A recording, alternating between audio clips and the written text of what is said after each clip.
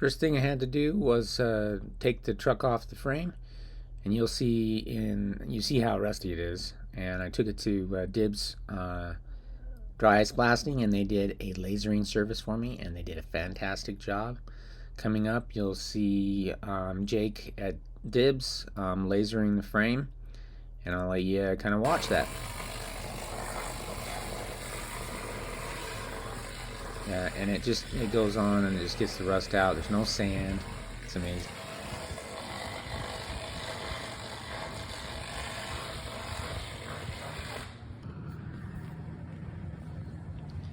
Just picked up my 83 frame.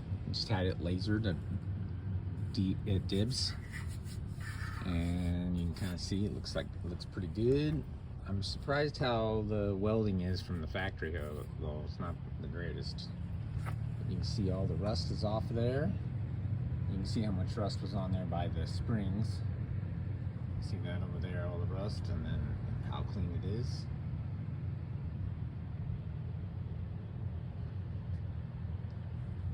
Looks awesome.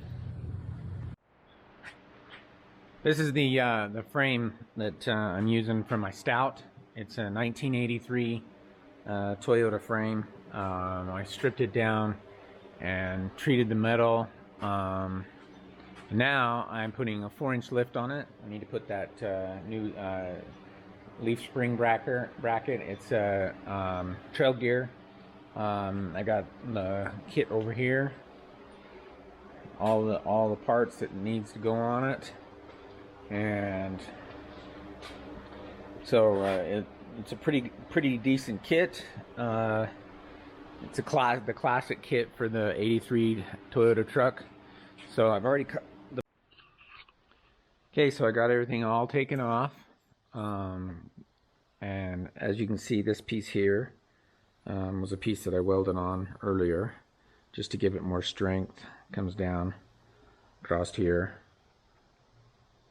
and then on this side it came to here, and then it came over to here, and I need to weld another piece along here like this, putting in the shims for the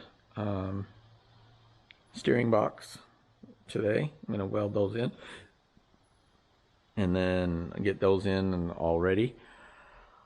Got it all ready to put the shock tower in, and got all the other stuff taken off out of the way. So that's what we're doing today.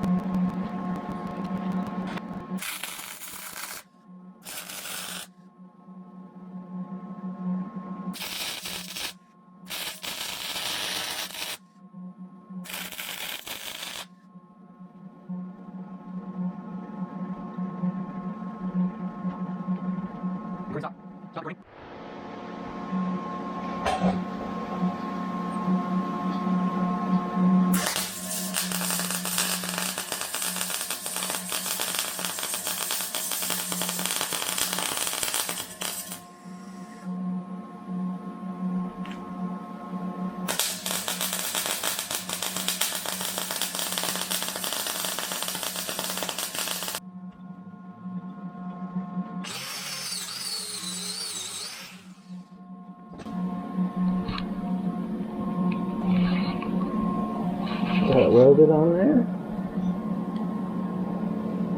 Nice and pretty.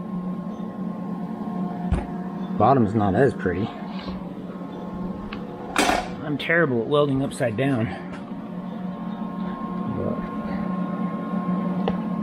anyway, got a little bit of slag over there. Had some problem with my my gas in the beginning. My tip was unplugged, was getting plugged. So anyway, now I can put on the other side. I just wanted. So today, I just wanted to tell you that I am getting my axle ready. Not my axle, my frame ready with Poppy's Patina chassis armor. So I'm getting ready to spray it on. So in a minute you'll see me get to work on it.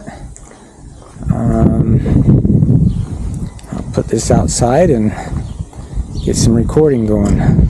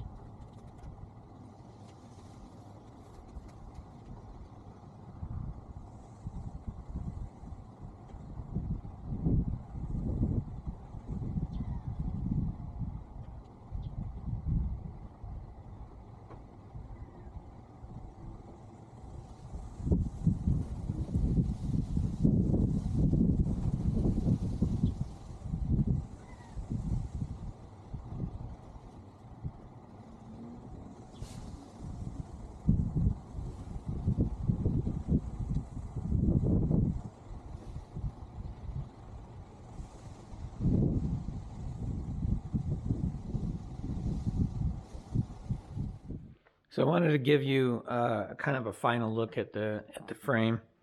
You can see the Poppy's Patina did a great job, especially on just rough outside painting, no paint booth.